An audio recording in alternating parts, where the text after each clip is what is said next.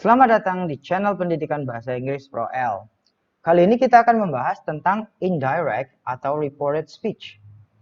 Indirect atau reported speech adalah kalimat tak langsung, di mana kalimat yang berfungsi untuk menceritakan kembali perkataan yang didengar ke orang lain. For example, the man says, I don't know the old lady. Ini adalah kalimat langsung. Kemudian kalimat tak langsungnya, the man says that he doesn't know the old lady. Jadi dia menceritakan ulang apa yang didengar. Dalam hal ini karena I don't have di sini adalah simple present, maka kita gunakan juga simple present. Jadi I ini, siapa yang berbicara I ini adalah the man. Jadi kita ceritakan ulang, maka pria itu mengatakan kalau dia tidak mengetahui wanita tua itu. Karena ini adalah simple present, maka ini juga mengikuti simple present, maka he doesn't. Berikut ini adalah beberapa aturan dari indirect speech atau reported speech. Ya, kalau kalimatnya kalimat positif atau negatif, maka kita menggunakan kata that clause. Contohnya, the man says, pria itu mengatakan, saya ingin mengantar anak perempuan saya ke sekolah. Maka kalimat tak langsungnya, the man says that he wants to take his daughter to school. Pria itu mengatakan kalau dia ingin mengantar anak perempuannya ke sekolah. The students tell the teachers, we cannot answer the questions. Murid-murid memberitahu gurunya, kita tidak bisa menjawab pertanyaan itu. Kalimat tak langsungnya, the students tell the teacher that they cannot answer the questions. Murid-murid memberitahu gurunya kalau mereka tidak bisa menjawab pertanyaan itu. Apabila kalimatnya berbentuk pertanyaan, ya, maka kita ada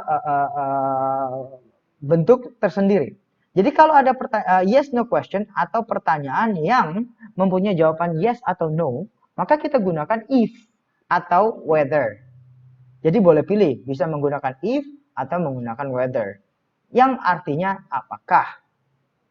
For example, the little girl asks her uncle, can I join you to your office? Kalimat tak langsungnya, the girl asks her uncle if she can join him to his office. Kemudian untuk WH questions atau pertanyaan yang menggunakan kata tanya. The woman asks the seller, what do you sell? Kalimat tak langsungnya, the woman asks the seller what he atau she sells. Nah, perlu diingat bahwa semua kalimat pertanyaan harus diubah ke bentuk kalimat positif. Seperti kita lihat contohnya seperti ini. Can I join you to your office? Can I itu merupakan kalimat pertanyaan. Kalimat positifnya menjadi I can. Makanya dalam bentuk indirect menjadi she can. Jadi nggak boleh kita tulis menjadi can she. Tidak boleh. Karena ini sudah berubah menjadi kalimat indirect atau kalimat tak langsung. Nah, begitu juga dengan WH questions. What do you sell? Do you sell? Itu merupakan bentuk pertanyaan. Nah, kalau kita udah mengubah ke bentuk indirect atau kalimat tak langsung, dia menjadi kalimat positif, menjadi she sells. Tidak boleh kita menulis what does she sell. Tidak boleh. Maka kita harus ubah menjadi kalimat positif, she sells. Nah, apa hubungannya direct indirect? Hubungan direct indirect nanti ada hubungannya dengan kalimat noun clause. Akan kita jelaskan lebih lanjut di pelajaran noun clause nanti. Kemudian kalimat perintah atau imperatif. Apabila kalimat perintahnya positif, maka kita menggunakan kata to di sini. The manager orders his secretary to call Mr. Anderson. Untuk menelepon Tuan Anderson. Untuk kalimat negatif, maka kita pakai kata not to. Contohnya, don't go out at night. Maka my father orders us not to go out at night. Jika reporting verbs atau kalimat langsung dalam bentuk past time atau masa lalu, contohnya seperti the man said. Ini kan kalau kita perhatikan di sini, kamu perhatikan di sini. My father orders, ordersnya di sini adalah present. Ya, ini juga sama. The manager orders juga present. Ini juga sama. Perhatikan, the woman asks ini present dan ini juga sama. The little girl asks ini juga sama. The student tell ini present. The man says ini juga present. Nah, apabila kalimat langsungnya menggunakan past time, seperti the man said, atau the boy told, atau they wanted to know, maka ada aturan yang dia ikuti.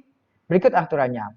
Jika kalimatnya itu simple present, maka dia berubah menjadi simple past. Contohnya seperti ini, the man said, ingat ya, ini said, I want to take my daughter to school. I want di sini adalah simple present. Maka dia berubah menjadi simple past. Menjadi the man said that he wanted to take his daughter to school. Nah, apabila kalimatnya itu present continuous, dia berubah menjadi past continuous. Seperti ini, the mechanic is fixing our car. Maka menjadi, my sister told me that the mechanic was fixing our car. Kemudian present perfect. Present perfect berubah menjadi past perfect. Contohnya, have you done your assignment? Maka dia menjadi if they had done their assignments.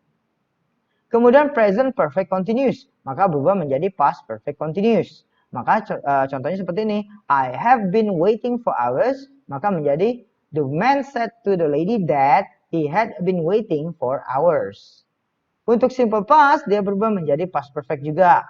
The officer asked the girl, what did you do? Maka the officer asked the girl that what she had done. The officer asked the girl what she had done. Perhatikan di sini, dia menjadi past perfect dan juga berbentuk kalimat positif.